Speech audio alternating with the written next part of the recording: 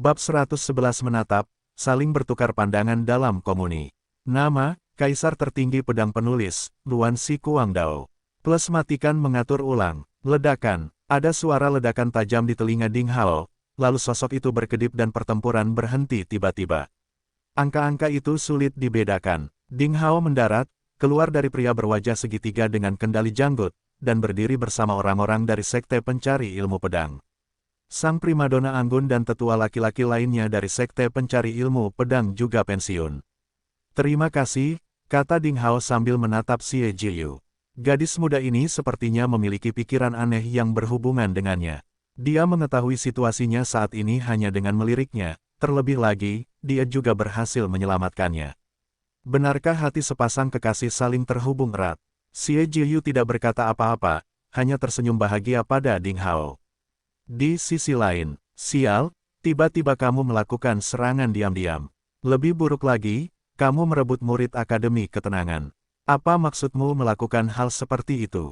Pria berwajah segitiga itu serak dan menggeram, tapi dia masih tidak mengerti apa yang terjadi dan bertanya dengan marah. Pria berjanggut itu telah mengetahui situasinya. Menatap Ding Hao, dia menghela nafas. Yah, baiklah, mungkinkah setelah seumur hidup aku menembak angsa liar, tibalah saatnya aku dibutakan oleh mereka. Aku bahkan diejek oleh bocah nakal sepertimu. Jadi, kamu bukan Sun Fei dari Ketenangan Akademi sama sekali, tapi murid dari Sekte Pencari Ilmu Pedang. Jika aku benar, apakah kamu yang membunuh Mu Tianfeng, Liu dan murid lain dari Akademi Ketenangan? Semua mata terfokus pada Ding Hao. Si cantik bangsawan, senior dari Sekte Pencari Ilmu Pedang, dan tiga remaja bersemangat tinggi merasa terkejut saat menyadari bahwa Xie Jiyu, si cantik gunung es, tidak mengucapkan sepatah kata pun kepada pria manapun, namun secara tak terduga berada dekat dengan pria muda berdarah dan berdarah ini, Noda, tersenyum. Dari dulu hingga sekarang, mereka berpegangan tangan tanpa berpisah. Tiga anak muda khususnya, seperti angsa yang sombong, menyemburkan api melalui mata mereka, seolah-olah hati mereka telah dicungkil. Di bawah tatapan semua orang, Ding Hao mengambil inisiatif untuk mengulurkan tangannya dan berjalan selangkah ke depan. Dia memberi hormat dengan rendah hati kepada para pejuang dan berkata, saya, Ding Hao, murid terdaftar Akademi Kaos Hijau Timur di Sekte Pencari Ilmu Pedang, senang melihat dua paman dan dua senior dari Akademi Tranquility. Ding Hao, sang primadona yang anggun berseru kaget, apakah Anda Ding Hao yang menjadi juara dalam kompetisi 5 akademi? Bagaimana kamu bisa mengenakan seragam Akademi Tranquility? Itu benar-benar tidak masuk akal. Ceritanya panjang, aku akan menceritakannya secara detail nanti, kata Ding Hao sambil tersenyum paksa. Jadi dia tidak menyembunyikan apa yang terjadi dan menceritakannya secara detail. Tentu saja, dia membuat sedikit perubahan dan menganggap kematian Mu Tianfeng seperti yang dilakukannya. Karena dia telah membunuh begitu banyak murid Akademi Tranquility, tidak ada gunanya jika Mu Tianfeng dimasukkan. Seperti yang dikatakan bahwa terlalu banyak hutang bukanlah beban, Li Yinuo dan yang lainnya tidak perlu terlibat. Sejujurnya, Ding Hao sama sekali tidak menyesal membunuh beberapa murid Akademi Tranquility. Mereka adalah sampah, merosot di kalangan praktisi seni bela diri. Bahkan jika dia bertemu mereka ratusan kali, Ding Hao akan membunuh mereka tanpa ampun sama sekali. Setelah mendengar kata-kata Ding Hao, terjadilah keheningan. Tak disangka, kisah mendebarkan seperti itu pun terjadi.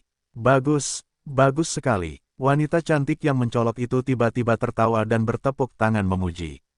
Dia pantas mendapatkan gelar juara dalam kompetisi 5 akademi dari 5 akademi, mewakili Sekte Pencari Ilmu Pedang. Dia memiliki keberanian, pengetahuan, dan komitmen. Membunuh sampah seperti itu berarti membiarkan mereka begitu saja. Jika aku, Lu Yuqi, bunga pedang temui mereka, mereka pasti lebih baik mati daripada hidup. Primadona anggun ini ternyata adalah Lu Yuqi, pedang bunga. Sebagai seorang wanita, dia sangat marah sehingga dia sepenuhnya memihak Ding Hao ketika dia mengetahui bahwa murid-murid Akademi Ketenangan telah memperkosa murid perempuan dari Sekte Pencari Ilmu Pedang setelah membius mereka dengan obat halusinasi. Tanyakan pada orang-orang dari Sekte Pencari Ilmu Pedang. Ini benar-benar peristiwa yang terkenal dan kamu tidak memikirkan apapun tentang Akademi Ketenangan. Bocah ini hanya menceritakan kisah sepihak, siapa yang bisa mempercayainya? Mungkin kamu adalah murid dari Sekte Pencari Ilmu Pedang. Sekte pencari ilmu pedang yang telah melakukan perbuatan memalukan ini, dan kamu membunuh mereka untuk mencegah siapapun membocorkan rahasiamu. Pria berwajah segitiga itu tersenyum diam-diam. Meskipun dia berpikiran jernih, dia pasti tidak bisa mengakuinya. Sebaliknya, dia menuangkan air kotor ke Ding Hao dan mencoba membedakan mana yang benar dan mana yang salah. Ding Hao mencibir dan tidak mengatakan apapun untuk berdebat dengannya. Dia berpikiran terbuka dan murah hati dengan hati nurani yang bersih. Selain itu, karena dua orang kuat dari Akademi Tranquility jelas-jelas bermaksud memutarbalikkan fakta, tidak ada gunanya mengatakan lebih banyak. Saya menyarankan agar Anda menyerahkan anak ini, sehingga semuanya akan baik-baik saja. Kalau tidak, mungkin Anda tidak akan mampu memikul tanggung jawab seperti itu. Tahukah Anda siapa yang dia bunuh? Selain saudara laki-laki tuan kita, dia juga membunuh Liu, sang cucu dari senior Li Chunfeng, kepala halaman ketiga Akademi Tranquility. Dia adalah satu-satunya putra keluarga dengan satu-satunya pewaris laki-laki selama beberapa generasi. Jika Sekte Pencari Ilmu Pedang gagal memberikan penjelasan, tunggu saja sampai pertarungan antara dua sekte. Pria berjanggut itu mencibir dan berkata, dia sangat menghargai Ding Hao, tetapi itu didasarkan pada keyakinan yang salah bahwa Ding Hao benar-benar murid Akademi Tranquility. Kini, apresiasi itu telah berubah menjadi niat membunuh. Sekarang dia hanya ingin mengalahkan Ding Hao dan mendapatkan penjelasan tentang Mu Tianyang, sang keajaiban. Segera setelah ini dikatakan, wajah pedang mekar, Lu Yuqi dan senior dari sekte dalam di Sekte Pencari Ilmu Pedang berubah. Dari sudut pandang mereka secara alami tahu apa arti keajaiban Mu Tianyang, dan kepala halaman ketiga di Akademi Tranquility bagi mereka. Berdasarkan perkataan pria berjanggut itu, Ding Hao benar-benar telah membuat kesalahan besar. Tidak sulit untuk menyimpulkan bahwa konflik besar antara Sekte Pencari Ilmu Pedang dan Akademi Ketenangan mungkin akan meletus. Dasar pembuat onar, menyebabkan begitu banyak masalah pada sekte ini, sungguh sebuah kutukan. Di belakangnya muncul komentar tiga remaja. Suara mereka tidak nyaring, tetapi hanya sampai ke telinga Ding Hao dan yang lainnya. Diam, meskipun Xie Jiyu berbicara dengan lembut kepada Ding Hao, dia tidak begitu lembut kepada orang lain. Ketika dia mendengar komentar itu, dia berbalik dan memarahi dengan nada kekanak-kanakan. Wajahnya sedingin es dengan sedikit kekecewaan dan rasa jijik di matanya. Tiga remaja itu langsung dan patuh menutup mulutnya seperti tikus yang bertemu kucing, dan tidak berani mengucapkan sepatah kata pun. Pedang bunga, Lu Yuqi berpikir sejenak, dan sepasang mata yang indah menunjukkan petunjuk yang tegas.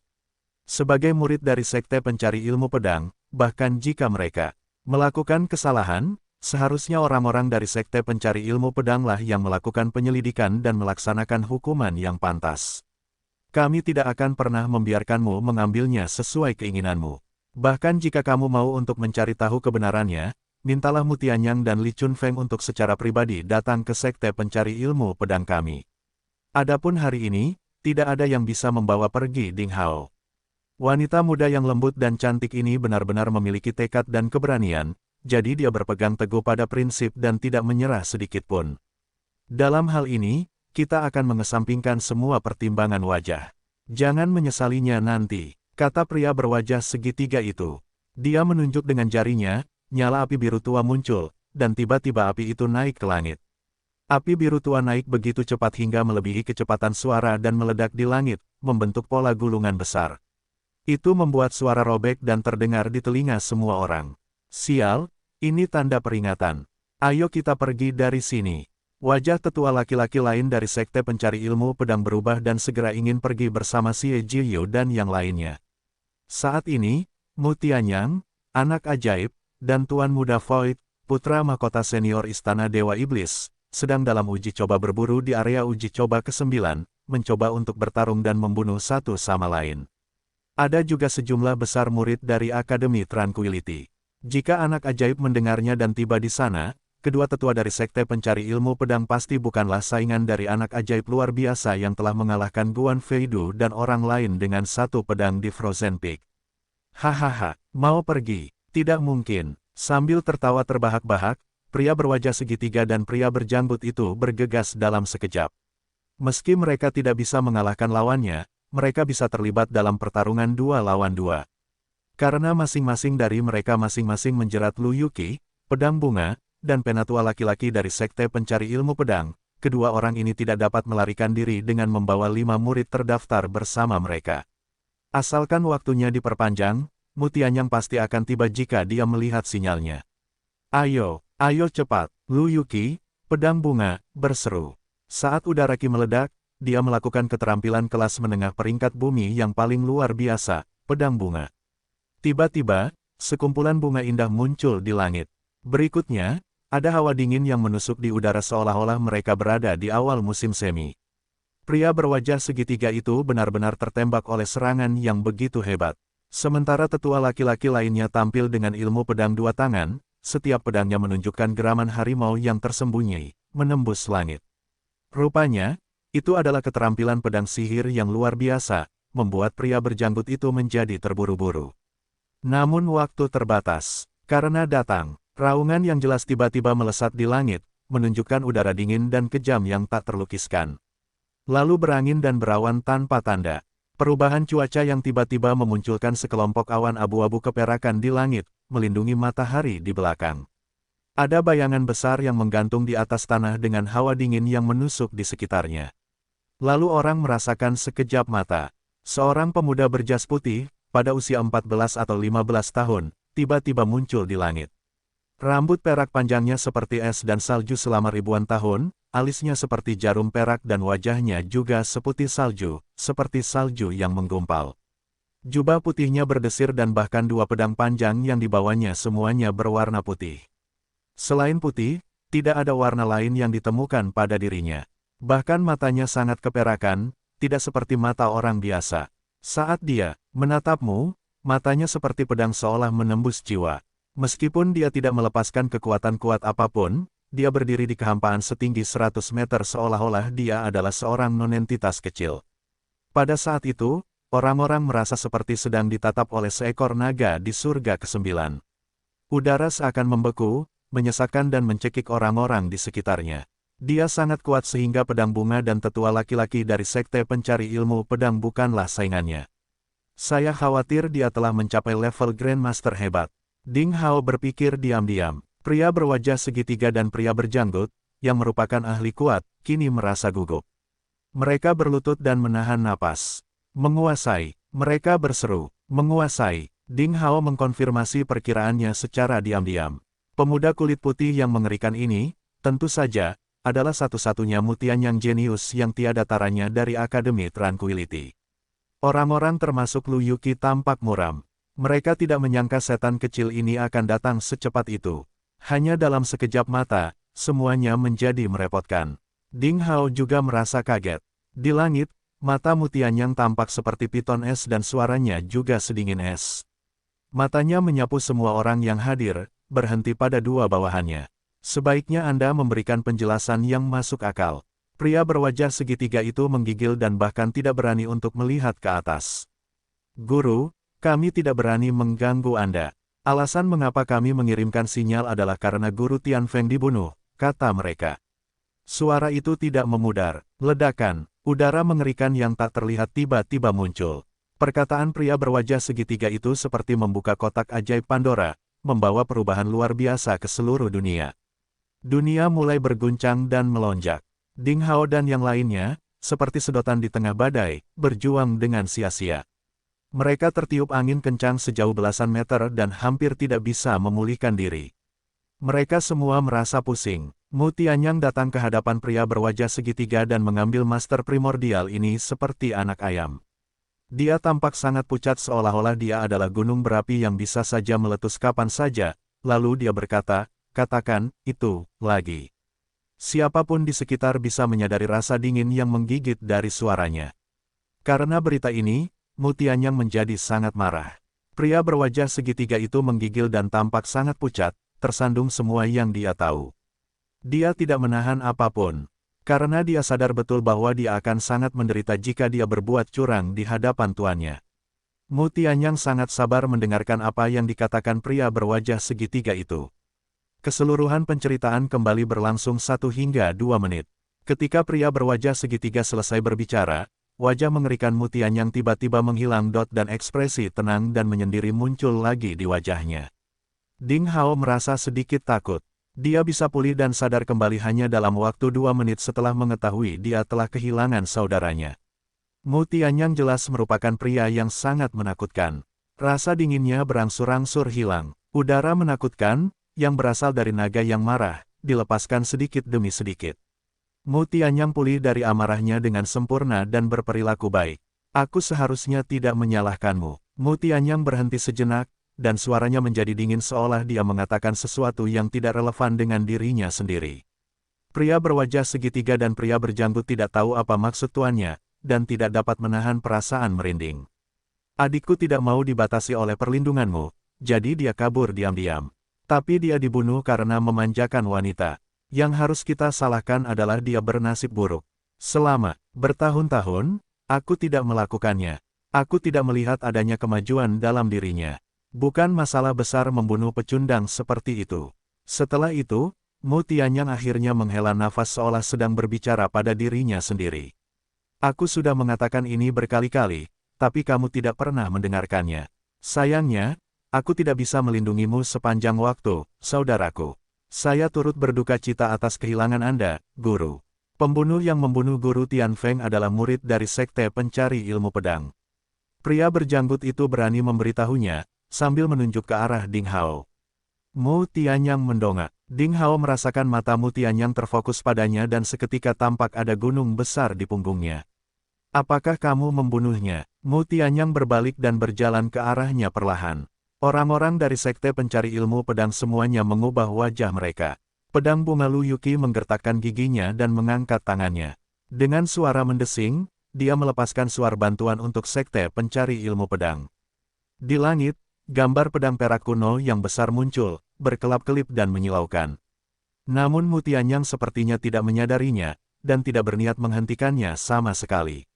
Semua orang tahu bahwa hal itu tidak dapat dihentikan oleh Mu Tianyang. Dia tidak peduli sama sekali, kurangnya perhatiannya didasarkan pada keyakinannya yang kuat pada kekuatannya sendiri.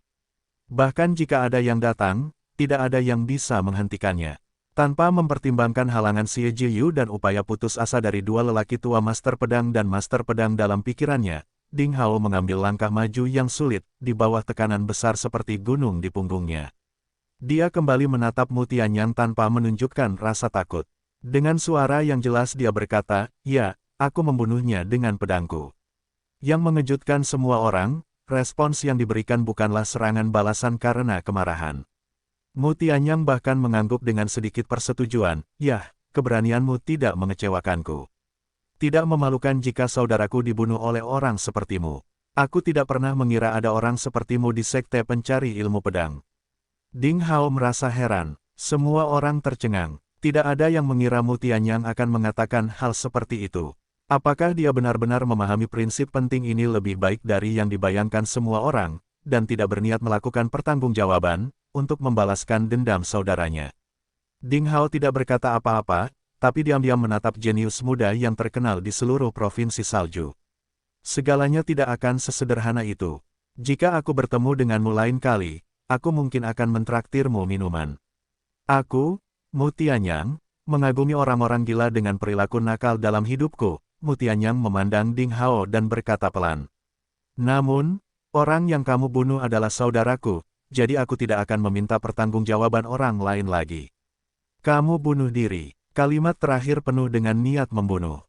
Ding Hao mencibir. Dia perlahan-lahan menjalankan ki, mengeluarkan pedang panjang berdarah di belakang dengan cara backhand. Dengan postur bertarung, dia membuat pilihannya diketahui.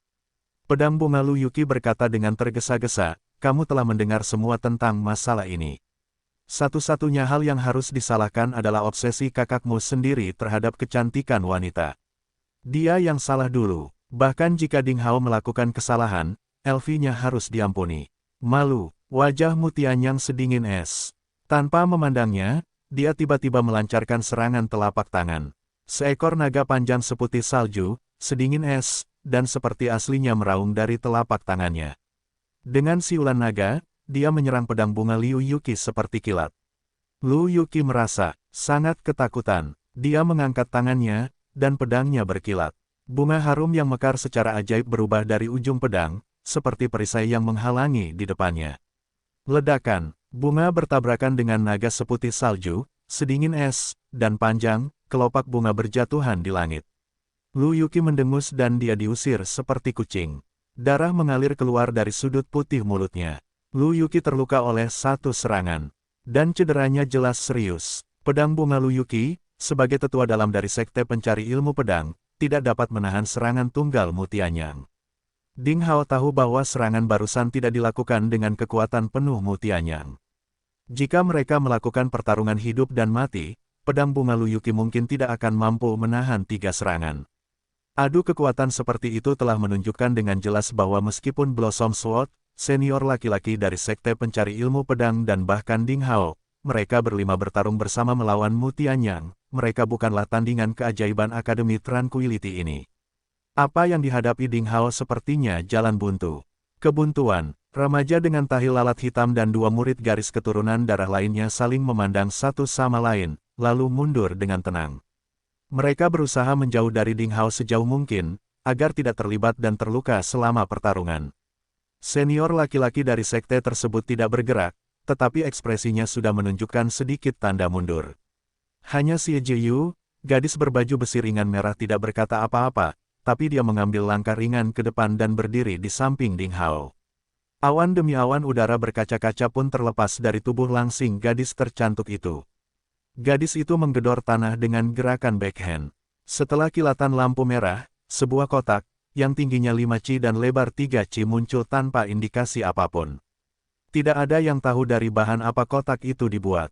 Semuanya berwarna merah cerah seperti kobaran api, segelnya diukir dengan tulisan emas dan mengeluarkan bau yang tak terlukiskan. Chang Lang Lang, suara mencabut pedang. Dengan suara yang jernih dan merdu, Xie Jiyu mengeluarkan pedang tipis berwarna merah darah selebar 2 jari dari kotaknya, dengan teknik yang sangat cerdik.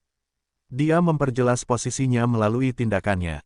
Meski dia seperti ngengat terbang yang melesat ke dalam api, tanpa ragu sedikit pun, dia begitu tegas. Mutianyang telah melakukan segala jenis kejahatan dan sedang menuju kehancurannya sendiri. Sebagai talenta di Akademi Tranquility, kamu tidak memiliki rasa perbedaan antara benar dan salah dan tidak memiliki alasan. Mengaku sebagai orang pertama dari Akademi Ketenangan Generasi Muda di Provinsi Salju, kamu tidak pantas disebut ajaib. Sungguh mengecewakan. Dengan pedang tipis di tangan, Xie Jiyu memiliki semangat kepahlawanan, tampak tegas dan kuat tanpa rasa takut sama sekali, dan mencibir pada Mutianyang saat dia berbicara. Mutianyang memusatkan pandangannya pada kotak merah. Dengan pupil matanya yang semakin menyempit, dia sepertinya memikirkan sesuatu. Dia menatap Xie Jiyu dengan hati-hati lagi. Ekspresi menakjubkan yang tak terlihat terpancar dari mata sedingin es remaja ini, dan seolah-olah mulai sekarang, dia baru menyadari bahwa ada seorang gadis cantik yang hadir. Apapun kejahatan yang telah dia lakukan, dia tetaplah saudaraku. Tanpa diduga Mutianyang memberikan penjelasan yang langka. Pria berwajah segitiga dan pria berjanggut menunjukkan ekspresi takjub. Ini bukanlah gaya majikan mereka. Xie Jiyu mencibir dan berkata, hanya karena dia adalah saudaramu, dia dapat membawa malapetaka bagi semua orang dan melakukan apapun yang dia inginkan. Mungkin sikap menghina Xie Jiyu membuat marah, keajaiban, Akademi Tranquility. Dia mendengus dingin dan mengekangnya, berkata, ya, hanya karena dia adalah saudara laki-laki Mutianyang, semua yang dia sukai harus diberikan kepadanya. Semua kebutuhannya harus dipenuhi, wanita yang disukainya harus patuh mematuhinya, dan dia lebih memilih mengkhianati dunia daripada membiarkan dunia mengkhianatinya. Hanya seorang murid perempuan di sekte pencari ilmu pedang. Akan menjadi kehormatan baginya jika kakakku menginginkannya. Arogansi, Xie Jiyu memberikan teguran dingin. Hanya yang kuat yang punya modal sombong. Mutianyang tampak kedinginan. Pergilah, gadis kecil, dan pergi dari sini sebelum aku memutuskan untuk membunuhmu. Xie Jiyu tersenyum dingin, tapi dia tidak lagi berbicara. Dia berdiri dekat dengan Ding Hao dan tidak menjauh satu langkah pun darinya. Ding Hao tersenyum dan menggelengkan kepalanya. Dia maju selangkah, menempatkan Xie Jiyu di belakangnya dan berkata dengan nada menyedihkan, saya tiba-tiba menyadari bahwa Anda hanya peduli pada narsisme dan harga diri Anda yang hampir tidak normal. Saya dulu sangat mengagumi Anda. Sekarang saya pikir Anda terlihat sangat menyedihkan. Begitu hal ini dikatakan, semua orang menjadi marah. Apakah orang ini masih berpikir bahwa dia tidak akan dibunuh dalam waktu dekat? Beraninya dia memprovokasi Mu Tianyang sedemikian rupa. Beraninya kamu, apakah kamu gila? Pria berwajah segitiga itu menjadi geram dan hendak menyerang. Saat itu, wuss, sesuatu meraung di langit, menerobos angkasa. Kemudian sosok itu bersinar, semua jenis pita jatuh ke tanah, nyala api menyebar, dan dua sosok muncul di tempat itu. Mereka membantu Sekte Pencari Ilmu Pedang. Melihat sinyal yang dikirim oleh pedang bunga Lu Yuqi, mereka tiba di momen genting. Saudara Yin, saudara Lu, teriak Liu Yuqi kegirangan. Karena kedua orang ini adalah murid inti yang kuat dari generasi ketiga di sekte tersebut. Meski mereka bukan sesepuh, itu hanya karena sekte tersebut berharap agar mereka bisa lebih bertenaga dalam berlatih silat, agar tidak dimanjakan oleh urusan sekuler. Faktanya, di Sekte Pencari Ilmu Pedang dan bahkan di banyak sekte di Provinsi Salju, hanya murid generasi sebelumnya dengan kekuatan seni bela diri rata-rata dan tidak memiliki potensi tinggi yang dipercayakan pada posisi tetua. Sama seperti Liu Yuqi, murid generasi ketiga dari Pedang Bunga. Tidak banyak potensi yang tersisa pada orang seperti dia yang telah mencapai tingkat latihan seperti itu. Oleh karena itu, dia menjadi tetua dalam dari Sekte Pencari Ilmu Pedang dan mulai mengabdi pada sekte tersebut. Murid-murid generasi ketiga dengan potensi yang sangat tinggi berlatih seni bela diri dengan konsentrasi tinggi. Meskipun mereka tidak memiliki gelar tetua di sekte tersebut, mereka berada di atas mereka baik dalam hal kekuatan atau status, seperti dua orang yang hadir. Melihat uluran tangan dari sekte yang sama, Ding Hao tidak begitu senang, dan dia hanya menggelengkan kepalanya sedikit. Orang-orang tersebut menjadi tuan rumah kontes 5 akademi sebelumnya, Lu Qi dan Yin Yifei, murid generasi ketiga. Tidak ada yang tahu mengapa mereka mempunyai kesan buruk terhadapnya. Dia takut mereka tidak akan membelanya dengan tulus. Apa yang sedang terjadi? Yin Yifei melihat sekeliling dengan angkuh. Ketika dia melihat Mu Tianyang berdiri di satu sisi seperti tumpukan es selama ribuan tahun, dia tampak kusam. Saat berikutnya, ekspresi angkuh menghilang seketika, dengan senyuman yang sedikit menyanjung. Yin Yifei berkata sambil menangkupkan satu tangan ke tangan lainnya di depan dadanya, ternyata itu adalah saudara Tianyang. Saya ingin tahu apa yang terjadi sehingga membangkitkan minat Anda, saudaraku. Meskipun 9 sekte manusia utama di Provinsi Salju secara diam-diam melakukan pertikaian, mereka telah melakukan pekerjaan yang sangat baik di permukaan, mengklaim bahwa mereka berasal dari sekte yang sama dan bersama-sama berperang melawan setan. Oleh karena itu, panggilan Yin Yifei, Tianyang, saudaraku, juga masuk akal. Namun hanya sikapnya yang memiliki sanjungan yang tak terhapuskan, yang membuat Ding Hao sedikit mengernyit. Yin Yifei bersikap rendah hati. Tanpa diduga Mu Tianyang di sisi lain mencibir dan tidak mendengarkannya. Ding Hao, murid dari Sekte Pencari Ilmu Pedang membunuh kakak laki-laki majikanku. Jika kamu di Sekte Pencari Ilmu Pedang tidak memberi kami penjelasan yang memuaskan, tunggu pertempuran antara kedua sekte. Pria berwajah segitiga, salah satu dari dua bawahan si ajaib dimarahi tanpa rasa takut. Ding Hao lagi. Yin Yifei merasakan sedikit kemarahan di wajahnya. Dia segera tersenyum muram, dan tanpa pikir panjang menamparkan Ding Hao dengan tamparan backhand dan berteriak dengan marah, kamu pembuat onar lagi, sialan. Untuk serangan ini, Yin Yifei menggunakan 40% kekuatan seni bela dirinya. Kekuatan kuat langsung menyelimuti Ding Hao, yang tidak memberi Ding Hao kesempatan untuk membela diri. Jelas sekali Yin Yifei ingin membunuh Ding Hao. Bajingan ini ingin membunuhku. Kenapa? Qi yang mengerikan menyelimuti Ding Hao dalam sekejap, bahkan membuatnya sulit untuk mengangkat tangannya. Dia menyadari niat untuk membunuhnya muncul di mata Yin Yifei yang dalam. Ding Hao merasa kaget sekaligus marah. Dia tidak tahu kapan dia menyinggung murid terkemuka dari generasi ketiga sekte ini. Xie Jiyu cemas, tetapi dia didorong oleh kekuatan yang kuat dan tidak dapat membantu. Saudara Yin, tolong tunjukkan belas kasihan padanya. Pada saat kritis, pedang bunga Liu Yuqi bergegas keluar dengan satu serangan dan menghentikan tangan yang jelas-jelas dimaksudkan untuk membunuh Ding Hao. Dia berulang kali menjelaskan, Ding Hao tidak boleh disalahkan atas masalah ini, tetapi ada beberapa cerita di dalam. Apa cerita di dalamnya? Yin Yifei dengan kasar menyela Lu Yuqi, dengan dingin mencibir, membunuh murid sekte sekutu sama saja dengan pembunuhan saudara dan kejahatan keji.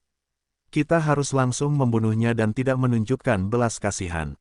Tapi, Liu Yuqi juga ingin mengatakan sesuatu. Suara itu tidak memudar. Tidak ada yang memperhatikan bahwa wajah Ding tiba-tiba menjadi aneh saat ini.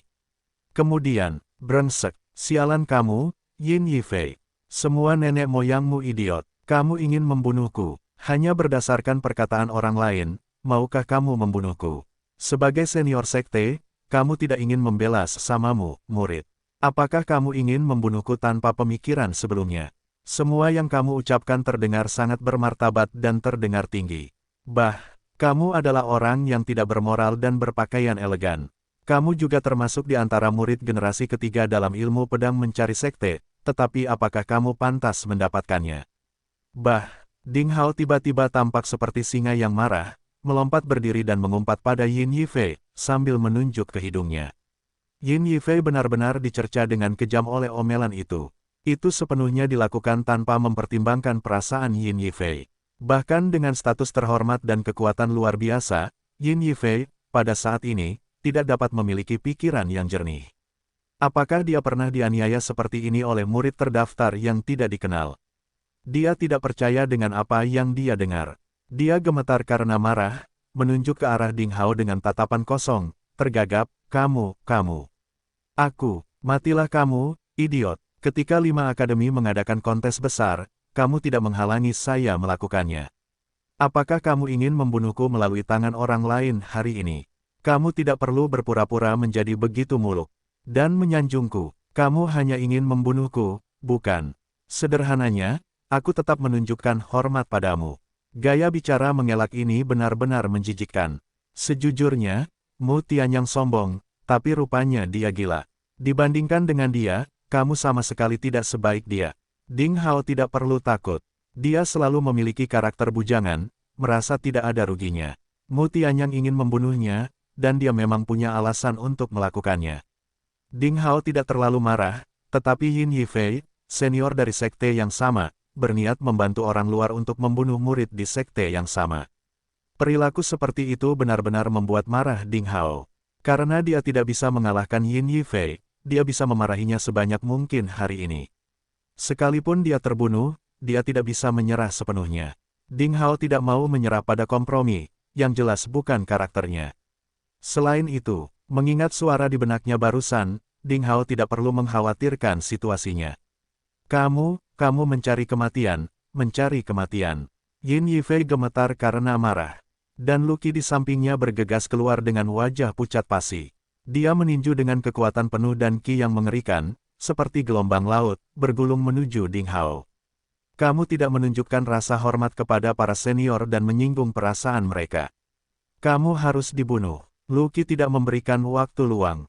Tidak, seru pedang bunga Liu Yuqi dan dia ingin menghentikannya, tapi dia dihadang oleh Yin Yifei, yang mengulurkan tangannya.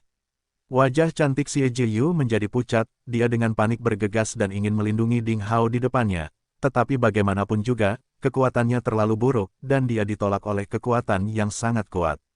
Sulit untuk mendekati Ding Hao.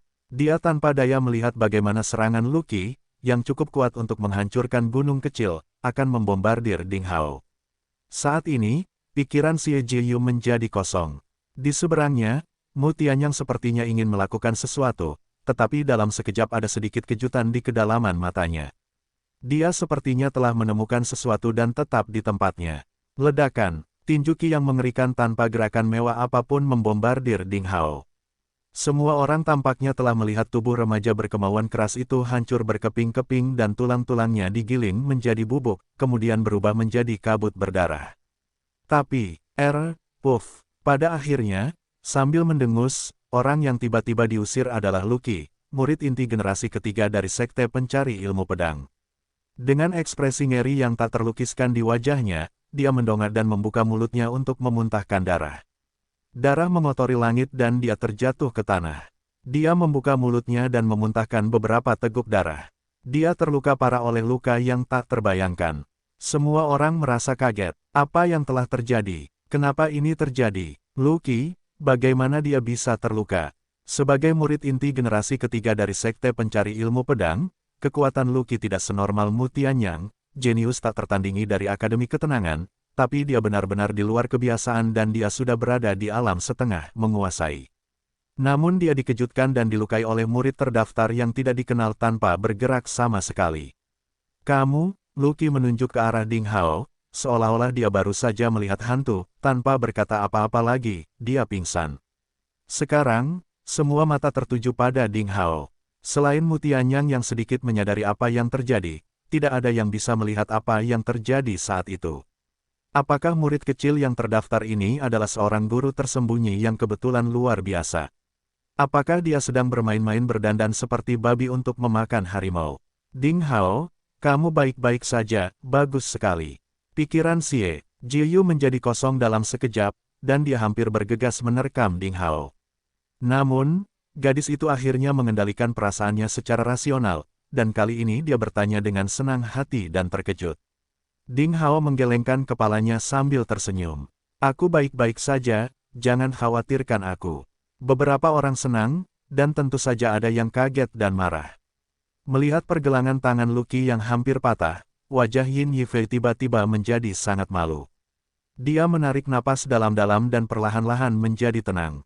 Yin Yifei tidak pernah percaya bahwa Ding Hao menyembunyikan kekuatannya, tetapi Lucky dikejutkan oleh kekuatan tinjunya sendiri. Apa yang sebenarnya terjadi sekarang? Apakah itu? Apakah ada master yang bermain trik di sini? Silakan datang. Yin Yifei sepertinya memikirkan sesuatu, dia melihat sekeliling dan berkata dengan suara keras yang jelas. Sekarang, semua orang yang hadir sepertinya telah memahami sesuatu. Apakah ada orang yang diam-diam membantu Ding Hao sekarang? Tidak heran, namun, orang ini bersembunyi di kegelapan, dan dengan bantuan tubuh Ding Hao, dia langsung menyetrum Lucky dan melukainya, yang terlahir sebagai ahli seni bela diri, seolah-olah entah dari mana. Kekuatan seperti itu sungguh mengejutkan dan setidaknya dia termasuk di antara sedikit orang di seluruh provinsi salju, tetapi tidak ada yang tahu siapa dia. Namun, tidak ada yang menjawab. Para master yang hadir memeriksa situs tersebut untuk sementara waktu, dan mereka gagal menemukan petunjuk. Wajah Yin Yifei muram dan berulang kali bertanya dengan keras. Masih belum ada jawaban. Kenapa kamu sengaja membuat misteri dari hal-hal sederhana? Kamu harus tahu bahwa kami para murid sekte pencari ilmu pedang tidak penakut. Karena kamu menolak untuk muncul, aku, Yin Yifei tidak akan pernah takut pada orang-orang seperti hantu dan goblin yang penakut dan memalukan. Ketika Yin Yifei datang untuk mengucapkan kata-kata seperti itu, dia meninggalkan orang kuat misterius itu sendirian, tetapi menoleh ke arah Ding Hao dan mencibir, aku sudah lama tahu bahwa kamu bajingan bukanlah orang baik. Kamu tidak bisa dimaafkan karena kamu berkolusi dengan beberapa orang jahat yang teduh. Hari ini aku harus mengusir orang jahat dari sekte dan membunuhmu, penjahat kecil yang mengkhianati sekte itu. Suara itu tidak memudar, tiba-tiba dia memukul telapak tangannya. Di udara, suara angin dan guntur bertiup kencang. Telapak tangan petir gelap, seukuran telapak tangan orang sungguhan, muncul dari telapak tangan Yin Yifei. Melaju secepat meteor, ia melesat ke arah dada dan jantung Ding Hao. Telapak tangan pembunuh petir, ini adalah keterampilan seni bela diri di tingkat bumi menengah ke atas dan tidak dapat diprediksi. Berbeda dengan serangan Lucky yang tidak hati-hati, serangan Yin Yifei tersirat dan tidak terekspos. Kelihatannya tidak nyata, tapi sebenarnya itu sangat kuat. Terlebih lagi, dia menggunakan setidaknya 80% dari kekuatannya. Jelas dia tidak hanya ingin memaksa tuan misterius itu untuk tampil, tetapi dia juga berniat membunuh Ding Hao dengan satu serangan. Di sisi lain, mata Mu Tianyang berkedip dan tidak ada yang tahu apa yang dia pikirkan. Di bawah tatapan semua orang, wajah Ding Hao berubah. Kemarahannya melonjak, tetapi segera dia sepertinya menyadari sesuatu, dan menjadi tenang kembali. Dengan pedang berdarah di tangannya, dia menarik napas dalam-dalam, berteriak, menggoyangkan pergelangan tangannya dan tiba-tiba mengulurkan pedangnya. Pedang berdarah dengan garis-garis naga bergetar dan muncul di udara dengan raungan tersembunyi. Ding Hao menunjukkan ilmu pedangnya dengan pisaunya dan menunjukkan keterampilan Raja Naga yang muncul dengan lancar. Dalam kehampaan, dia mendesak. Hantu cakar Raja Naga yang lengkap. Pada saat yang sama, dalam pedang yang bersiul seperti naga yang membumbung tinggi, rasa kaya naga asli, seperti lonceng emas, muncul di sekitar Ding Hao, menutupi dirinya. Gaya pembelah air Raja Naga. Berbeda dari gaya pemisahan air Raja Naga sebelumnya yang ditampilkan setiap kali ini cakar dan sisik Raja Naga berbeda, dengan warna dan tekstur seperti aslinya, dan benar-benar seperti aslinya. Apa yang ditampilkan Ding Hao kali ini mencapai puncak ilmu pedang dalam sekejap. Dengan ki yang kuat dan mendominasi, secara luar biasa dan samar-samar dia mencapai tingkat tertinggi dari ahli seni bela diri dan sepenuhnya mengilhami semua arti penting pedang selain pedang ini. Ledakan, cakar Raja Naga vs telapak tangan petir. Trik kuat kedua belah pihak saling bentrok tanpa ampun. Namun, pada saat berikutnya, kebanyakan orang membayangkan bahwa Ding Hao akan langsung ditembak, tetapi tidak ada pemandangan seperti itu yang muncul. Dalam sepersekian detik, celah energi yang menyilaukan muncul di tengah tabrakan, dan kemudian terdengar suara ledakan yang keras, menyebarkan guntur dan kilat seperti ular kecil yang panik melarikan diri ke segala arah dan menabrak pepohonan secara tidak teratur. Pepohonan di sekitarnya langsung menyala dan apinya berkobar. Apa? Bagaimana mungkin? Dalam api yang berkedip-kedip, hampir semua orang kuat berpangkat tinggi yang hadir terkejut pada saat yang sama, dengan mulut terbuka lebar dan suara mereka menjerit secara misterius. Jurus telapak tangan pembunuh surga petir telah dikalahkan. Ia dikalahkan oleh jurus pembelah air Raja Naga. Keterampilan bertarung seni bela diri sihir tingkat bumi kalah secara tak terduga dari tingkat manusia. Hanya ada satu penjelasan, kekuatan dan tingkat ki yang terkandung dalam pedang yang dilepaskan oleh Ding Hao sepenuhnya melampaui kondisi terkuat Yin Yifei. Yang tidak terbayang oleh masyarakat adalah tabrakan belum usai. Sambil berteriak, Yin Yifei mendesak telapak tangan petir, dan pada saat tabrakan, telapak tangan itu tiba-tiba tertusuk oleh cakar naga asli Ding Hao. Ia roboh di udara, namun cakar naga itu menjadi sedikit redup, ia masih memiliki tenaga cadangan, dan langsung ditembakkan. Seperti pedang tajam, pedang itu melewati telinga Yin Yifei saat dia lengah. Saat berikutnya, di bawah tatapan mata yang tidak percaya, beberapa helai rambut hitam jatuh di bahu Yin Yifei. Yin Yifei bahkan tidak menghindar dari serangan itu. Dengan kekuatan Yin Yifei, dia bahkan tidak menjauh dari serangan itu. Ki pelindungnya terkoyak oleh pedang ki yang mengerikan saat itu. Seikat rambut di pelipisnya terpotong tanpa disadari. Bagi orang kuat yang terlahir sebagai ahli seni bela diri, pemotongan rambut hanyalah sebuah rasa malu yang tak tertahankan. Wajah Yin Yifei tiba-tiba memerah. Hasil seperti itu sebanding dengan kaisar tingkat tinggi yang ditampar wajahnya dengan keras oleh seorang pengemis di pinggir jalan. Segala harkat dan harga diri sebagai murid generasi ketiga yang kedudukannya lebih tinggi begitu saja dirobohkan, diinjak dan dibumikan. Dia gemetar karena marah. Namun, tidak ada yang menertawakannya saat ini. Semua orang, termasuk Mu Tianyang, keajaiban, Akademi Tranquility yang sangat bangga, tampak sangat tertekan. Pada saat ini, mereka akhirnya dan sepenuhnya mengetahui bahwa di belakang Ding Hao bersembunyi seorang pria misterius, dan setidaknya dia berada di kondisi puncak, di atas para master besar di puncak. Karakter yang mutlak dan sangat kuat. Orang-orang menatap mata Ding Hao, dan mereka tiba-tiba berubah. Apakah murid terdaftar tak dikenal dari Akademi Timur Kaus Hijau dari Sekte Pencari Ilmu Pedang ini memiliki latar belakang yang luar biasa? Berkolusi dengan pelaku kejahatan dari sekte lain, sungguh besar sekali. Ding Hao berhasil menyerang dan berkata sambil mencibir, Yin Yifei, sebagai murid generasi ketiga di sekte tersebut, saya seharusnya memanggil Anda paman saya. Namun, sebagai paman, Anda tidak pandang bulu dan tidak ingin melindungi murid dari sekte yang sama. Sebaliknya, kamu bersujud kepada murid sekte lain dan bahkan berniat membunuh murid sekte yang sama demi menyenangkan orang luar. Seseorang menyuruhku bertanya padamu, apakah kamu pantas menjadi murid generasi ketiga dalam ilmu pedang mencari sekte? Terlalu sombong. Alis Yin Yifei terangkat, dan tampaknya kemarahannya sudah mencapai titik ekstrim. Tetapi mengingat tuan yang kuat di belakang Ding Hao, dia harus mencoba segala upaya untuk menekan amarahnya dan hanya bisa mendengus dengan nada menghina. Dia menjawab, kamu pikir kamu ini siapa? Kamu hanyalah murid terdaftar yang tidak dikenal, siapakah kamu sehingga pantas untuk menanyaiku? Ding Hao tertawa terbahak-bahak. Di tengah angin dan salju, pedang menembus langit, dan burung bangau putih mengenakan gaun biru di malam yang dingin. Yin Yifei, ahli bait ini meminta saya untuk melakukannya menggantikannya. Sejak tidak diketahui murid terdaftar tidak dalam posisi untuk menanyai Anda, bagaimana dengan dia? Apakah dia pantas melakukannya? Apa? Yin Yifei sepertinya tersambar petir dan wajahnya berubah drastis. Sesaat sebelumnya Yin Yifei bangga seperti singa, tapi sekarang dia linglung di sana. Dia hanya merasakan hawa dingin menjalar dari tulang ekor hingga ke atas tengkorak, dan kulit kepalanya hampir meledak. Pada saat yang sama, Lucky, pedang bunga Lu Yuki, dan tetua parubaya dari Sekte Pencari Ilmu Pedang semuanya mengubah wajah mereka secara dramatis. Orang-orang itu adalah orang-orang kuat dengan status baik di Sekte Pencari Ilmu Pedang. Tetapi pada saat ini, mata mereka penuh dengan keheranan dan keterkejutan ketika orang biasa mungkin tidak melakukannya, seolah-olah mereka tiba-tiba mengetahui hal-hal paling luar biasa di dunia, terutama Lucky dan Yin Yifei. Mereka semua mulai gemetar, tapi tidak ada yang tahu apakah itu karena ketakutan atau kegembiraan. Celepuk. Saat berikutnya, 4 master dari Sekte Pencari Ilmu Pedang berlutut dengan patuh ke arah Ding Hao. Mereka bahkan tidak berani bernapas. Mereka menundukkan kepala dan berkata, para murid tidak tahu bahwa paman telah tiba. Jika kami ceroboh dan kasar, mohon hukum kami karena kelalaian apapun. Masalah sudah dekat. Perubahan yang tidak dapat dijelaskan ini membuat Xie Jiyu dan 3 murid lain dari garis keturunan di Sekte Pencari Ilmu Pedang saling memandang dengan putus asa dan merasa bingung juga.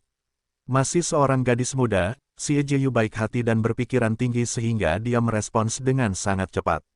Setelah sedikit ragu, dia tanpa berkata-kata mengikuti di belakang pedang bunga Lu Yuki, dan bergerak dengan langkah kecil yang lembut, dengan patuh berlutut. Saat ini, ekspresi wajah Ding Hao juga sangat aneh dan mengejutkan. Ya, memang ada pria misterius yang berdiri di belakangnya. Faktanya, sejak sebelum Yin Yifei dan yang lainnya muncul, hanya Ding Hao sendiri yang mendengar suara yang jelas tanpa peringatan, jadi semua yang terjadi selanjutnya diselesaikan oleh Ding Hao di bawah bimbingan suara misterius ini. Tapi Ding Hao tidak pernah menyangka bahwa latar belakang pria misterius ini begitu besar. Ya Tuhan, sebuah bait tidak memiliki banyak arti, tapi memaksa Yin Yifei dan yang lainnya berlutut seperti cucu kakek yang patuh dengan suara menjatuhkan. Di tengah angin dan salju, pedang menembus langit, dan burung bangau putih mengenakan gaun biru di malam yang dingin. Orang seperti apa yang dimaksud bait ini dan mengapa bait ini memiliki kekuatan yang begitu besar? Ding Hao bingung, dia hanya bisa menggelengkan kepalanya dan menyerah. Sepertinya dia tahu terlalu sedikit tentang beberapa anekdot mengenai Sekte Pencari Ilmu Pedang dan Provinsi Salju. Satu-satunya hal yang dia yakini adalah karena Yin Yifei dan yang lainnya menyebut orang ini, Paman Qi, maka orang ini pasti adalah master dalam Sekte Pencari Ilmu Pedang. Selain itu, statusnya mirip dengan monster tua Li Jianyi, kepala sekte. Pada saat ini, suara misterius itu terdengar lagi di telinganya. Setelah mendengar ini, Ding Hao tampak semakin aneh. Ding Hao berhenti sejenak, berdeham dan berkata dengan suara keras. Gadis kecil pedang bunga Lu Yuki membela murid dari sekte yang sama, kesetiaannya kepada sekte tersebut sangat jelas, sehingga setelah kembali, dia bisa memasuki gudang senjata di Aula Ilmu Pedang nomor 2, untuk mendapatkan buku keterampilan bertarung. Lulun, murid generasi ketiga tidak mendapat penghargaan karena dia terlalu berhati-hati dan gagal mengambil keputusan saat mengambil keputusan. Yin Yifei dan Lucky bukanlah apa-apa. Sebagai murid generasi ketiga di Sekte Pencari Ilmu Pedang, mereka sia-sia, mereka adalah pedagang ganda yang melayani musuh kita, jadi mereka harus kembali ke puncak persembunyian pedang dan merenungkan tindakan mereka selama 1 bulan. Hehe, Xie Jiyu, gadis kecil ini sangat pintar. Hehe, kamu bisa kembali ke ramuan hall untuk mendapatkan 1 pil vitalitas Suanyuan. Adapun para murid dalam garis keturunan, mereka sama sekali tidak berharga. Oke, sekarang kecuali Ding Hao, kalian semua keluar dari sini. Nada suara Ding Hao jelas meniru suara misterius dalam kegelapan dan menyampaikan apa yang dia dengar. Ungkapan ini sangat kasar dan seperti bajingan. Tapi 4 master kuat dari Sekte Pencari Ilmu Pedang tidak berani merasa tidak puas sedikitpun. Yin Yifei dan Lucky khususnya sudah lama basah kuyup oleh keringat dingin dan pakaian basah. Mendengar kalimat Ding Hao, ekspresi mereka menunjukkan bahwa mereka sepertinya merasa hukumannya tidak seserius yang mereka duga. Mereka menghela nafas dan merasa lega. Terima kasih sudah memaafkan kami, Paman. Yin Yifei dan Lucky berdiri setelah bersujud 3 kali. Tanpa sepatah kata pun, api Qi yang keluar dari tubuh mereka menyala dan kemudian melompat, langsung berubah menjadi pita. Seperti anjing tersesat, mereka menghilang ke angkasa jauh. Pedang bunga Lu Yuki diberi semangat. Tentu saja, perilakunya justru sebaliknya. Dia berdiri dengan gembira dan menatap Ding Hao dengan perasaan yang agak rumit. Sungguh tidak disangka pemuda ini diapresiasi oleh monster tersebut. Jadi, masa depan Ding Hao akan sangat cerah, dan dia akan sama menjanjikannya dengan 20 murid terdaftar teratas dalam garis keturunan di daftar master. Dengan cara ini, memikirkan hal ini, pedang bunga Lu Yuqi memandang gadis tersenyum Xie Jiyu di sampingnya.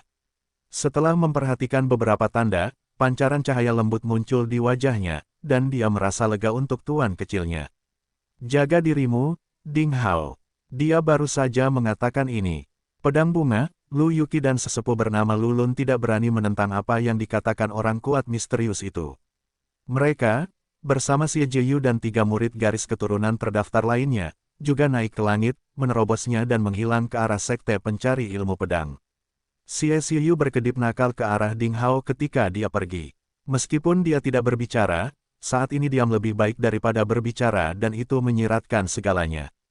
Ding Hao tanpa sadar mengungkapkan senyuman di wajahnya dan ada sedikit rasa manis di hatinya. Sejujurnya, Ding Hao sendiri tidak pernah menyangka bahwa sebelum kejadian itu dia mengalami kekhawatiran selama hampir sebulan dan sangat menantikan untuk bertemu satu sama lain. Dia berharap untuk bertemu dengannya, tetapi dia tidak pernah menyangka mereka akan bertemu dalam adegan seperti itu. Segalanya telah hilang tetapi orang-orang tetap sama. Identitas dan status telah berubah secara diam-diam. Gadis yang bermasalah di kolam pencucian pedang di masa lalu telah menjadi pejuang garis keturunan darah dengan posisi lebih tinggi.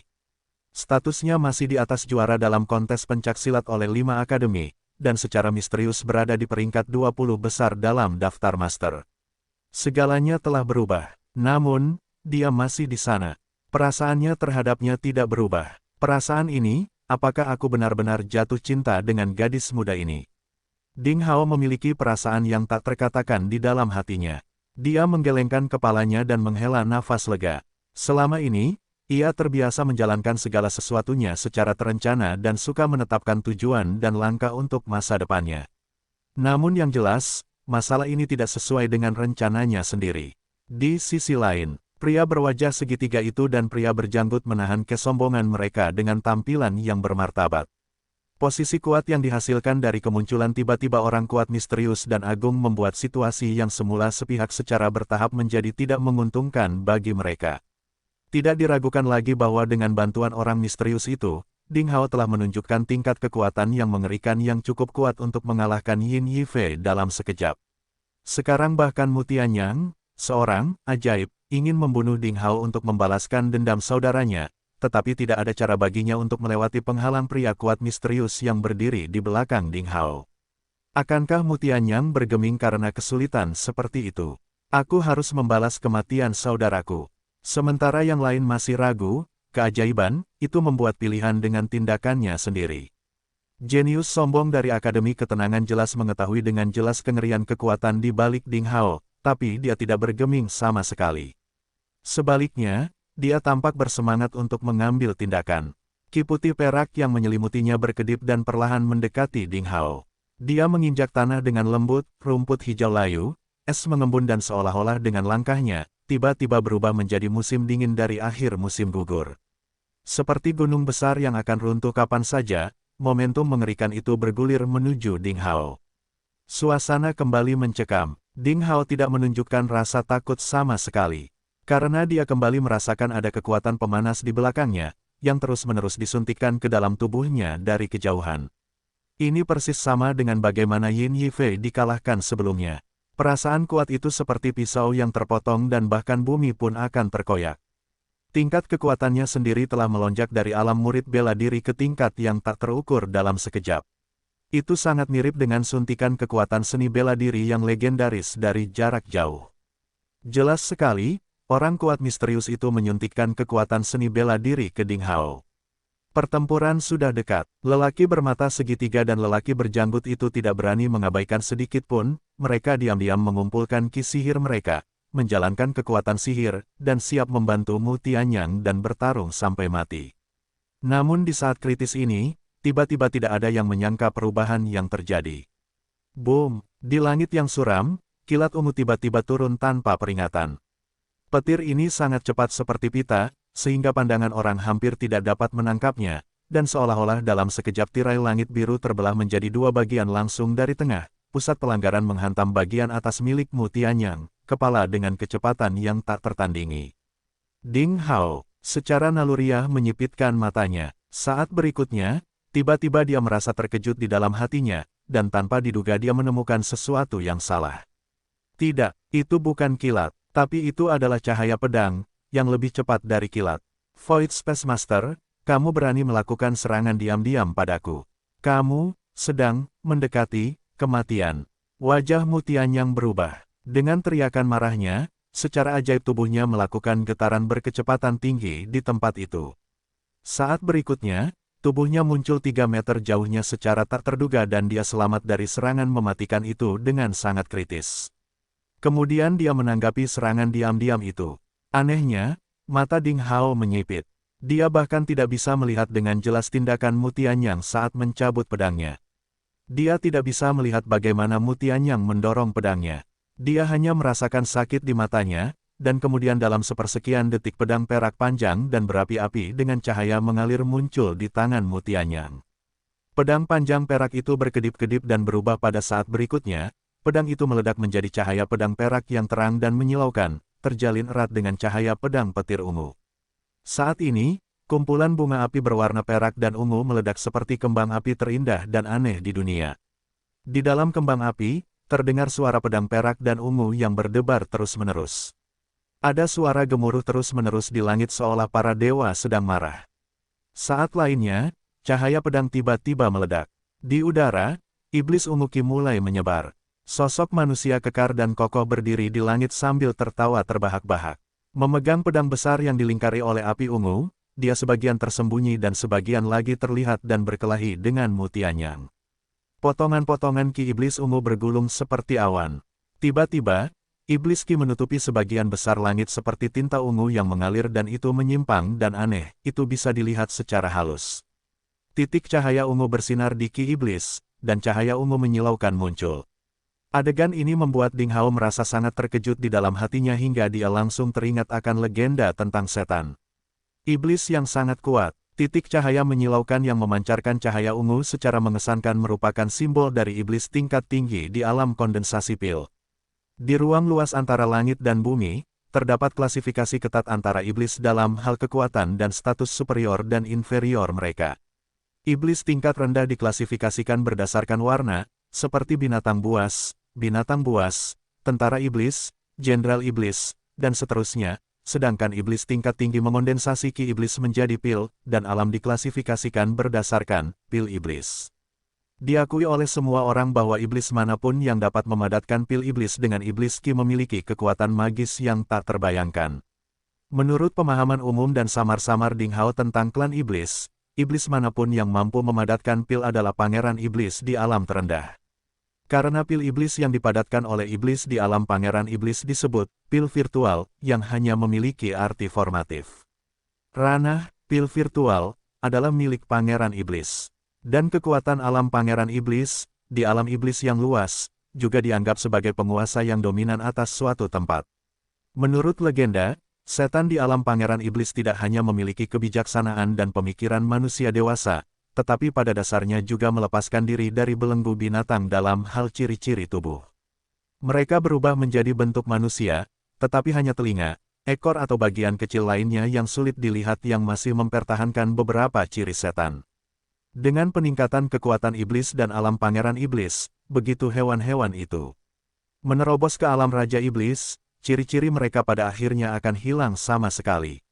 Menurut klasifikasi ini, iblis yang melakukan serangan diam-diam ke Mu Tianyang memiliki pil iblis ungu, jadi dia juga merupakan iblis kuat dengan peringkat terendah di alam pangeran iblis. Dan di alam pangeran iblis dia kira-kira setara dengan kekuatan di alam master hebat dari manusia praktisi seni bela diri. Kekuatannya lebih kuat dari seorang ahli seni bela diri, dengan mudah dianggap sebagai orang super kuat yang benar-benar menguasai suatu tempat. Menghadapi musuh yang begitu kuat, Mu Tianyang tidak terlihat takut. Dengan sedikit menghindar, dia melompat berdiri dan mengambil inisiatif untuk terjun ke awan iblis Qi yang tinggi di langit. Reputasinya sebagai keajaiban di Akademi Tranquility ditunjukkan sepenuhnya pada saat ini. Mu Tianyang terbang dengan jubah putih di langit.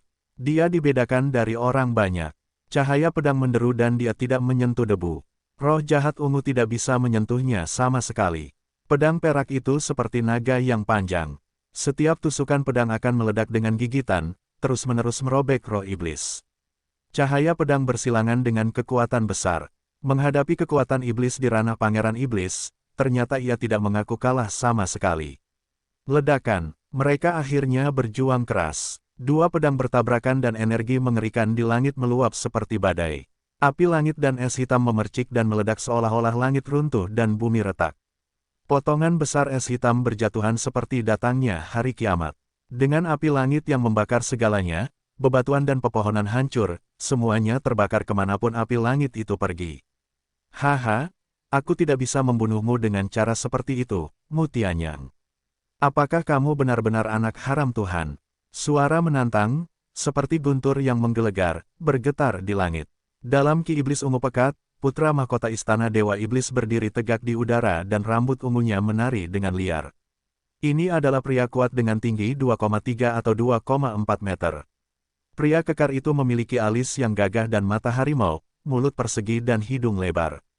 Api ungu samar menyelimuti dirinya. Dia mengenakan baju besi berskala, seperti iblis yang keluar dari neraka, menunjukkan kekuatan yang menakjubkan. Dia adalah putra mahkota istana Dewa Iblis. Ia dilahirkan dengan darah bangsawan iblis tingkat tinggi. Saat ini, dia telah sepenuhnya berubah menjadi bentuk manusia, tidak ada yang bisa melihat dengan jelas dari iblis apa dia berevolusi. Mu Tianyang jatuh ke tanah. Di tangan si ajaib, pedang perak yang dibungkus oleh gigitan putih seperti api menyala dan melompat terus-menerus. Jubahnya seputih salju dan rambut putihnya menari-nari di udara. Dia seperti roh es berumur 10.000 tahun, dan itu sangat mengerikan dan menakutkan. Ada yang harus kulakukan, Void Master, permainan berburu ini sudah berakhir sekarang. Kita dapat mengatakan bahwa kamu beruntung. Kamu selamat, pergilah. Lain kali saat kita bertemu, aku akan memenggal kepalamu. Mu Tianyang segera tenang. Sikapnya begitu sombong hingga selalu memandang rendah putra mahkota istana Dewa Iblis di langit. Ha, kamu benar-benar manusia yang malang dan menyedihkan, dan hanya suka memanfaatkan mulutku. Nirwana ketenangan Prajnaparamitamu belum menembus tingkat ke-7. Tapi sebagai putra mahkota, formula piti milikku Dewa Iblis telah mencapai puncak di level 6. Kita sama, aku punya ontologi Dewa Iblis. Sedangkan untuk kekuatan fisik, aku sedikit lebih kuat darimu. Kamu membual dengan rasa malu karena telah menyelamatkan hidupku. Haha, sungguh sombong, kamu tidak tahu betapa pentingnya hal itu. Void Master tampak sangat kasar, tetapi perhitungannya sama sekali tidak lemah dan dia tidak dibuat marah olehmu. Tianyang, ini adalah permainan balas dendam, Void Master tidak memberikan kesan lemah. Bersenandung, Mu Tianyang mencibir dan tidak ingin bicara lebih banyak. Masalahmu hanyalah hal-hal kecil ini, bukan? Akhirnya Void Master sepertinya memperhatikan Ding Hao, matanya menoleh sehingga mata ungu itu tampak seperti nyala api, melepaskan cahaya ungu, dan dengan sikap memerintah dia menatap Ding Hao. Ding Hao merasa tenang dan dia menoleh ke belakang. Manusia yang tidak berarti ini sepertinya tidak ada yang istimewa, tapi tiba-tiba dia membuat masalah untukmu. Mu Tianyang, kamu mengecewakanku. Void Master tertawa mencemooh. Namun, seketika itu juga dia sepertinya menyadari sesuatu. Sedikit ketakutan muncul di matanya. Dia tertawa terkejut, menggonggong pada pohon yang salah. Seorang pria jangkung ternyata berada di balik ketidakberadaan ini.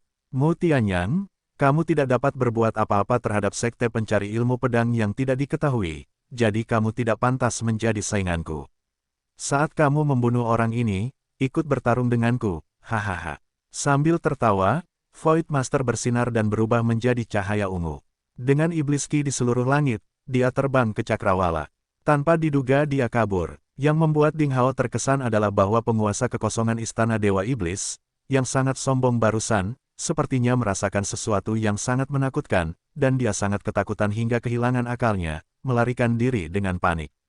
Mu Tianyang tidak berniat mengejarnya, tetapi pada saat ini, sesuatu yang aneh terjadi lagi. Di area permainan sekte pencari ilmu pedang, bisakah kami mengizinkan kalian para iblis datang dan pergi sesuai keinginan kalian? Sebuah suara penuh keagungan tiba-tiba terdengar dari jauh.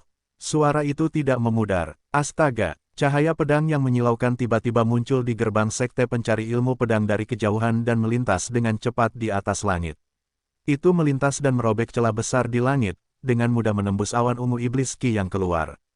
Seruan marah datang dari awan iblis Qi. Lalu beberapa tetes darah ungu jatuh dari langit. Li Jianyi, kamu berani menyakitiku. Di masa depan ketika aku, sebagai putra mahkota, berhasil berlatih seni bela diri sesuai dengan formula ringkas dari Dewa Iblis, aku akan memusnahkan sekte pencari ilmu pedang untuk membalas kebencian ini. Suara marah Void Master datang dari jauh, dan iblis ungu Qi berkembang lebih cepat dan menghilang. Itu menghilang seketika dan sepenuhnya. Ding Hao membuka mulutnya lebar-lebar dan melihat ke gerbang sekte pencari ilmu pedang di kejauhan, dengan sedikit keterkejutan di hatinya. Li Jianyi, nama ini mewakili kepala sekte pencari ilmu pedang saat ini. Apakah ini kekuatan dari kepala sekte pencari ilmu pedang? Pedang Qi yang dikeluarkan dari jarak ribuan mil dapat dengan mudah melukai putra mahkota istana Dewa Iblis. Kekuatan seperti itu benar-benar dapat membantunya menjadi salah satu dari sedikit karakter yang sangat besar. Pedang yang menakjubkan itu membuat Ding Hao merasa mabuk. Ini adalah bidang keterampilan pedang yang telah dirindukan Ding Hao. Jelas sekali, atas apa yang terjadi di area percobaan ini, sekte pencari ilmu pedang yang berada jauh bukanlah orang yang bodoh. Orang-orang kuat tingkat tinggi itu mungkin fokus pada apa yang terjadi di sini. Jika Void Master muda meninggal di sana, pertarungan sengit antara istana Dewa Iblis dan sekte pencari ilmu pedang tidak bisa dihindari. Kenapa kamu menerima cambukan sekarang? Seorang pengganggu selalu pengecut, kata Mutianyang sambil menyeringai menghina. Kemudian dia mengabaikan apa yang terjadi sebelumnya dan berbalik untuk bergegas menuju Ding Hao. Nak, tidak peduli siapa yang melindungimu, kamu harus mati. Atas nama pedangku, aku, Mutianyang, bersumpah bahwa aku akan mengubahmu menjadi daging cincang dalam waktu dekat. Dan aku tidak akan membiarkan semua temanmu, sesama murid laki-laki, dan kerabat. Semua yang kalian sayangi akan dihancurkan olehku sebelum kalian, katanya dengan kejam. Cahaya tajam bersinar di mata Mutianyang. Dengan jari-jarinya menjilati pedang panjang berwarna perak, dia menunjukkan ekspresi mematikan. Brengsek, kalian semua hanya pertunjukan dan tidak ada substansinya. Ding Hao diam-diam berkata di dalam hatinya. Setelah berbicara lama, Mutianyang masih takut pada ahli misterius di belakangnya. Dia tidak berani melakukan apapun. Agar tidak kehilangan muka, dia hanya bisa mengucapkan beberapa kata menantang. Tapi Ding Hao juga tahu bahwa mereka sedang berseteru satu sama lain. Menggigit giginya, hati Ding Hao dengan cepat membuat keputusan. Mutianyang, kamu lebih kuat dariku. Kamu bisa dengan mudah membunuhku, jadi inilah kentunganmu. Tapi memang ada ahli tak tertandingi yang bukan tandinganmu. Selama aku mau, dia bisa membantuku membunuhmu segera. Apapun yang terjadi, apakah kamu anak ajaib? Inilah kentunganku. Karena itu, Ding Hao meletakkan kembali pedang panjangnya ke pinggangnya dan mengangkat tangannya. Dia kemudian melanjutkan, jadi kita berdua tidak bisa berbuat apa-apa. Atau jika aku lebih kejam, aku mungkin akan meminta orang di belakangku untuk membunuhmu sekaligus. Maka aku tidak akan mengkhawatirkan diriku sendiri lagi. Pria berwajah segitiga dan pria berjanggut itu langsung gugup. Setelah Mutianyang mendengarnya, cahaya terang bersinar di matanya. Memang benar dia tidak bodoh. Setelah beberapa upaya rahasia untuk mengungkapkannya, dia telah melihat bahwa pria misterius yang tersembunyi di balik ketidakberadaan dalam sekte pencari ilmu pedang ini benar-benar lebih kuat dari dirinya. Jika ada yang tidak beres hari ini, itu akan menjadi pertarungan hidup dan mati. Mengetahui bahwa dia telah mengintimidasi mereka, senyuman muncul di mulut Ding Hao. Mari kita buat janji 3 tahun. Pada malam bulan purnama dalam 3 tahun, kita bisa mengadakan pertarungan di puncak-puncak beku di Provinsi Salju tanpa orang lain. Ini adalah pertarungan antara atasan dan bawahan. Bolehkah? Petik 2. Ding Hao ingin bertarung dengan Mutianyang. Hei, kamu yang bukan siapa-siapa. Siapa yang mengizinkanmu bertarung dengan tuanku? Pria berwajah segitiga itu tanpa sadar tertawa sinis dan dingin.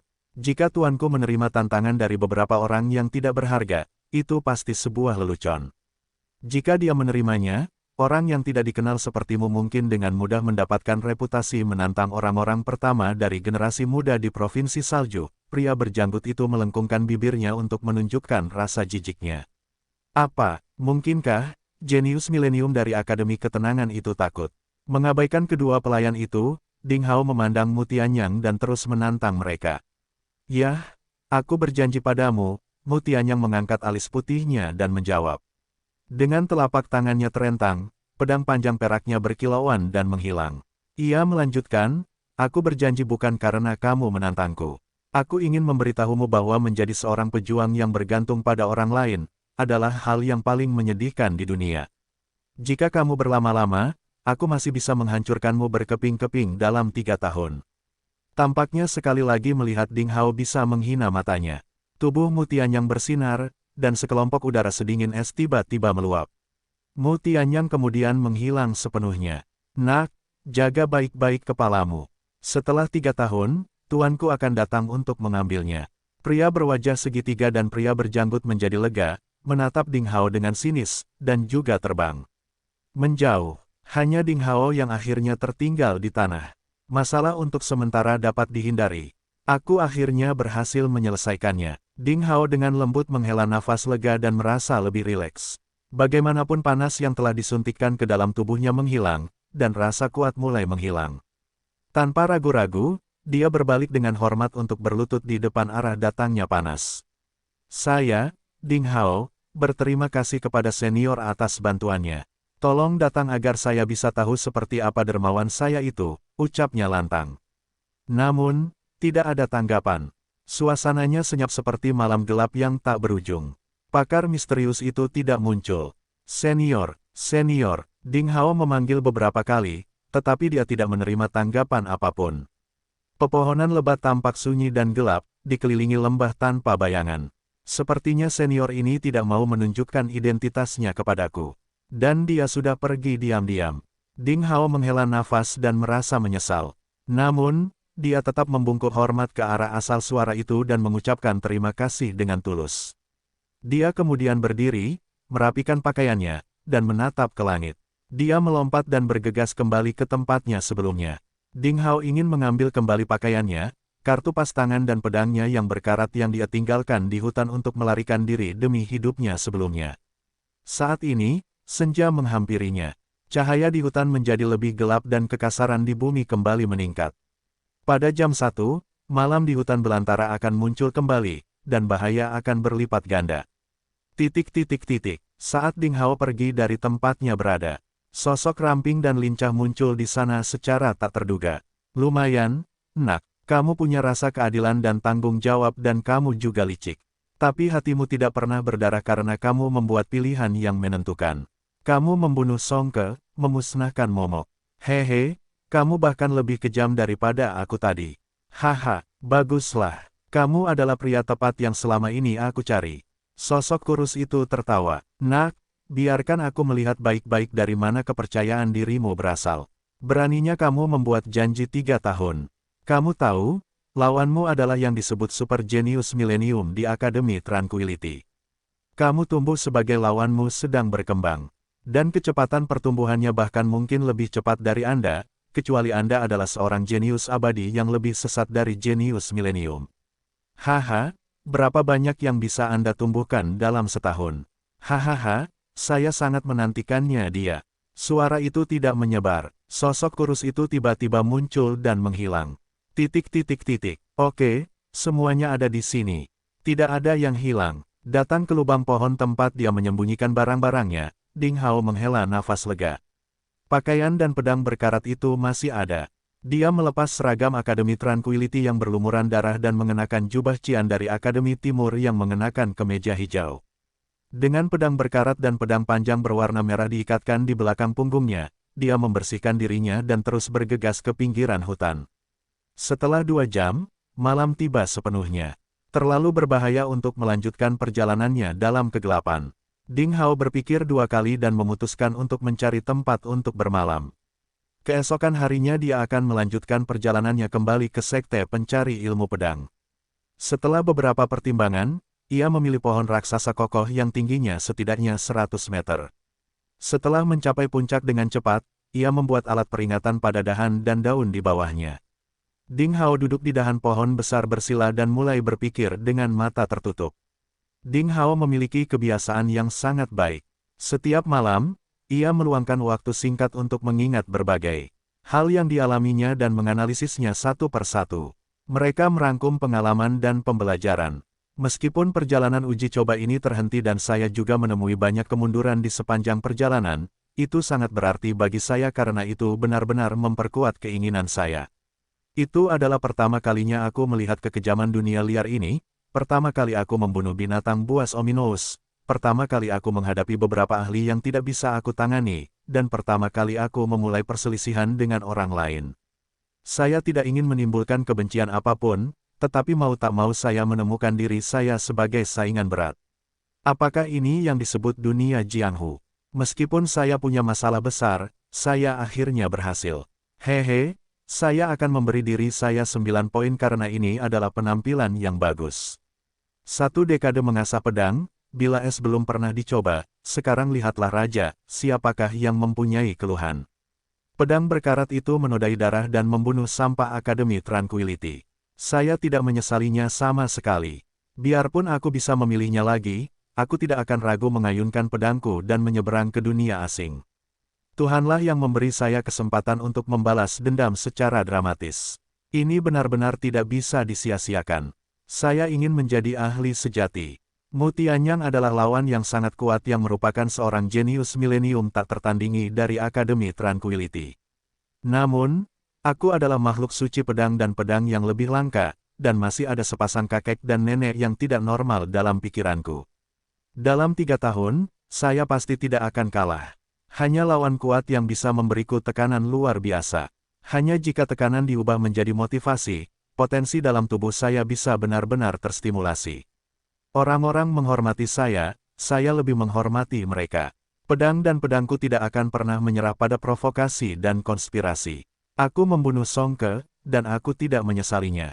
Kekuatanku hari ini dapat menyapu semua lawan di ranah yang sama, tapi aku masih bukan saingan Mu Tianyang dan aku bahkan bukan lawan dari pria berwajah segitiga dan pria berjanggut. Bahkan di kompetisi 5 akademi, aku mengalahkan Li Muyun karena keberuntungan. Jadi, saya memerlukan lebih banyak kultivasi dan tidak bisa bersantai sejenak. Mulai sekarang, saya harus berusaha sekuat tenaga untuk berkultivasi. Saat dia memikirkannya, Ding Hao merasakan krisis yang tumbuh di sekitarnya.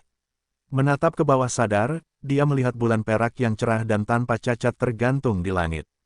Hati Ding Hao tiba-tiba terasa lembut saat dia tidak bisa tidak memikirkan seorang gadis cantik yang mengenakan baju besi berwarna merah dan membawa sarungnya. Dia menggelengkan kepalanya dan menghilangkan ilusi menggoda di benaknya. Ini bukan saat yang tepat untuk memikirkan hal-hal yang sangat indah ini. Dia dengan hati-hati menyisir semua hal yang terjadi hari ini, menyimpulkan keuntungan dan kerugiannya, dan menemukan kekurangannya sendiri. Setelah mengambil kesimpulan, Ding Hao mulai bekerja. Mengosongkan pikirannya, dia mulai berkultivasi dengan gasnya yang tenggelam ke dalam dantian. Ilmu pedang dantian di bawah perut telah mencapai puncak alam murid bela diri dengan 3 lubang. Pada langkah-langkah berikut, sesuai dengan batasan makhluk suci dari pedang dan pedang, dia harus membangun kembali dantian tengah di dadanya, dan meningkatkan teknik pedang ke alam murid bela diri dengan 3 lubang untuk lebih meningkatkan dirinya. Ding Hao memasuki kondisi meditasi seperti seorang biksu tua dengan pikiran dan jiwanya menyatu. Dia menggunakan teknik-teknik satu pedang untuk memulai perjalananmu untuk menggerakkan ki api yang membara, teknik pedang pertama di antara Ren Meridian dalam 6 saluran tambahan dan mulai perlahan-lahan menyerang lubang kunci ketiga yang terletak di 12 lubang dari Ren Meridian secara berurutan. Bukaan Yutang. Waktu berlalu dalam deru binatang buas. Di bawah sinar bulan, Ding Hao ditutupi dengan cahaya perak seolah-olah dia adalah patung, duduk dengan tenang di atas pohon raksasa, menyerap esensi bulan, menghirup dan menghembuskan ki, dan mengabdikan dirinya untuk berkultivasi. Ding Hao tidak tahu berapa lama dan kemudian tiba-tiba membuka matanya. Ada tatapan mengejutkan yang terpancar di matanya. Cahaya merah samar yang tersebar melintas dari tubuh Ding Hao, dan udara dipenuhi dengan rasa panas yang jelas.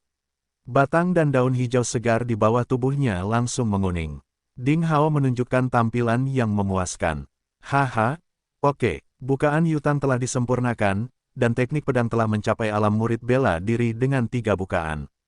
Kekuatan nyala api ki telah menambah lapisan lain. Lalu aku bisa terus mengembangkan ilmu pedang dantian di bawah perut.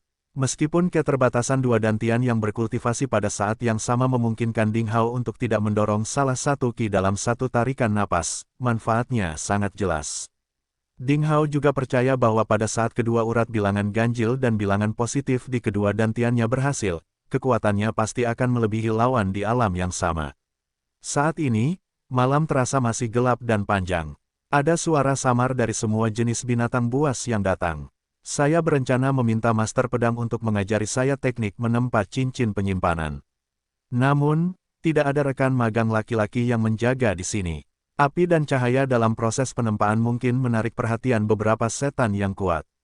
Jadi sebaiknya saya terus mengembangkan ilmu pedang. Setelah kembali ke sekte pencari ilmu pedang, aku akan menempa cincin penyimpananku sendiri. Setelah berkomunikasi dengan master pedang, Ding Hao mulai berkultivasi lagi. Di tengah dantian bawah, 3 lubang pertama, Laut Kesadaran, Sungai Kehidupan, dan Tao Spiritual, dari yin kecil tangan di saluran tangan pertama Shao Yin telah disempurnakan, dan sekarang giliran bukaan keempat, Shao Fu. Dengan pengalaman sebelumnya dalam melakukan pukulan untuk memperhalus lubang, kali ini jauh lebih mudah. Ding Hao sekali lagi memasuki kondisi meditasi dengan pikiran dan jiwanya bersatu. Dia menampilkan kitab suci pencarian pedang Taixuan dan memotivasi Ki Es dan Salju, perlahan-lahan menyusup ke celah Shao Fu. Melambat menyerang, dia tampak tenang dan sunyi seperti seorang biksu terkemuka yang meninggal dunia. Duduk diam, dia kemudian langsung memasuki kondisi kultivasi yang halus.